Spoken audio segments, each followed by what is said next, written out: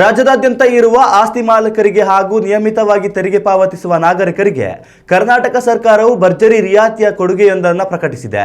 ಪ್ರಸಕ್ತ 2026-27ನೇ ಸಾಲಿನಲ್ಲಿ ಆಸ್ತಿ ತೆರಿಗೆಯನ್ನು ನಿಗದಿತ ಅವಧಿಯೊಳಗೆ ಪಾವತಿ ಮಾಡುವ ಸಾರ್ವಜನಿಕರಿಗೆ ಒಟ್ಟು ಮೊತ್ತದಲ್ಲಿ 5% ವಿನಾಯಿತಿ ನೀಡಲಾಗುವುದು ಎಂದು ಆಡಳಿತ ಮಂಡಳಿ ತಿಳಿಸಿದೆ. ಸಾರ್ವಜನಿಕರು ಕೊನೆಯ ದಿನದ ಧಾವಂತದಿಂದ ಪಾರಾಗಲು ಮತ್ತು ಸರ್ಕಾರದ ಈ ಆರ್ಥಿಕ ಲಾಭವನ್ನು ಪಡೆದುಕೊಳ್ಳಲು ತಕ್ಷಣವೇ ತೆರಿಗೆ ಪಾವತಿಸುವಂತೆ ಕೋರಲಾಗಿದೆ.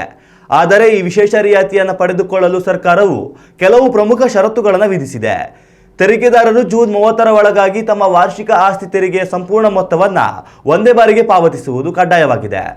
ಯಾರಾದರೂ ತೆರಿಗೆಯ ಭಾಗಶಃ ಅಥವಾ ಕಂತುಗಳ ರೂಪದಲ್ಲಿ ಪಾವತಿ ಮಾಡಿದರೆ ಅಂತಹ ಸಾರ್ವಜನಿಕರಿಗೆ 5% ಡಿಸ್ಕೌಂಟ್ ಸೌಲಭ್ಯ ಅನ್ವಯವಾಗುವುದಿಲ್ಲ ಎಂದು ಪ್ರಕಟಣೆಯಲ್ಲಿ ಸ್ಪಷ್ಟಪಡಿಸಲಾಗಿದೆ. 2026ರ ಜೂನ್ 30ರ ನಂತರ ಸಲ್ಲಿಕೆಯಾಗುವ ಯಾವುದೇ ಆಸ್ತಿ ತೆರಿಗೆ ಪಾವತಿಗಳಿಗೆ ಈ ವಿನಾಯಿತಿ ಅನ್ವಯಿಸುವುದಿಲ್ಲ.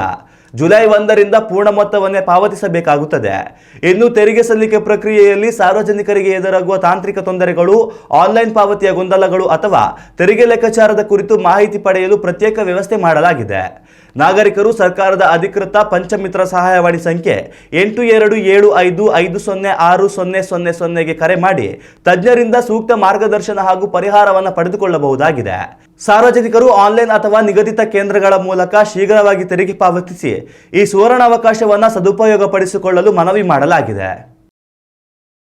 ಉತ್ತಮ ಸಂಸ್ಕಾರಯುತ ಶಿಕ್ಷಣದೊಂದಿಗೆ VSS English medium CBSE school Udupi Muddur.